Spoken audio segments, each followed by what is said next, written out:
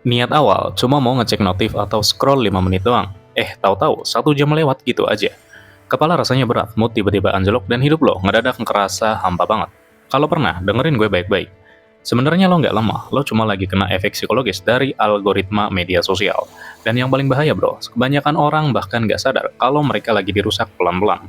Kenapa gue bilang dirusak? Coba lo bayangin, apa yang terjadi di otak lo saat lo lagi asik scroll. Setiap kali jempol lo nge-swipe, otak lo itu dipaksa nerima puluhan emosi beda-beda dalam hitungan menit bro.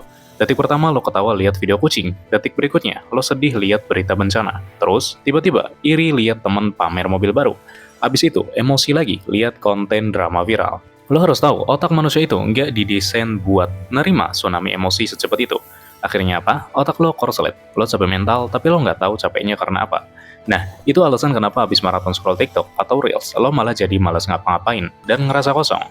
Tapi tunggu, efek sampingnya nggak cuma capek doang bro. Ini yang lebih jahat lagi. Sadar nggak sadar, medsos itu mesin perbandingan yang paling kejam. Masalah utamanya satu, perbandingan sosial. Lo buka HP, lo lihat si A lagi liburan ke Eropa. Si B baru naik jabatan, si C pasangannya romantis banget. Padahal bro, catat ini, yang lo lihat itu cuma highlight reel-nya, bukan behind the scene.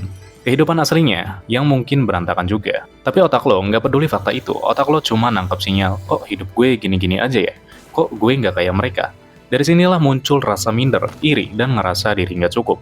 Jadi inget ya, lo ngerasa gagal bukan karena lo beneran gagal, tapi karena lo kebanyakan nonton film hidup orang lain. Dan gilanya, medsos bikin lo nagih buat nyakitin diri sendiri kayak gini.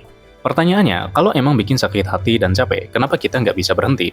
Jawabannya ada di kimia otak lo. Like, komentar, view, notifikasi merah itu semua adalah suntikan dopamin instan. Sistem ini emang dirancang bikin otak lo kecanduan. Lo bukan kecanduan sama kontennya sebenarnya, tapi lo kecanduan sama sensasi emosi yang naik turun itu. Makanya, walau mata lo udah sepet, badan udah pegel, lo tetap aja nge-scroll. Itu bukan karena niat lo kuat, tapi karena lo udah masuk perangkap psikologi dan kebiasaan. Ngeri kan? Kita jadi kayak robot yang dikendaliin algoritma. Terus kalau ini dibiarin terus-terusan, apa dampaknya buat mental lo? Gue nggak bilang lo bakal gila beneran masuk RSC ya. Tapi efeknya bikin mental lo nggak stabil banget. Tanda-tandanya udah jelas, pikiran lo jadi gampang overthinking, emosi lo jadi roller coaster, gampang marah, gampang sedih, fokus lo hancur, susah banget buat ngerjain satu hal tanpa keganggu, dan hidup rasanya berat banget padahal nggak ada masalah besar. Kenapa? Karena otak lo dipaksa lari maraton tanpa istirahat, dan yang paling parah, lo mulai ngerasa kalau kondisi stres kayak gitu adalah hal yang normal.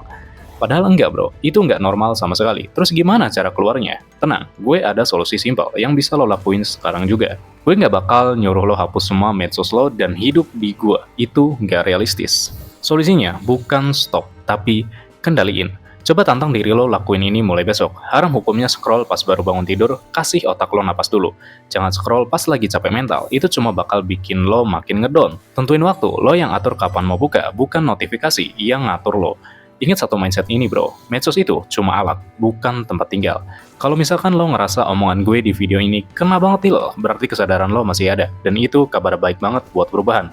Sekarang gue mau tahu seberapa banyak dari kita yang ngerasain hal yang sama. Kalau lo pernah ngerasa capek mental gara-gara medsos tapi susah berhenti, coba tulis di kolom komentar, gue pernah, biar lo tahu lo nggak sendirian berjuang ngelawan algoritma ini.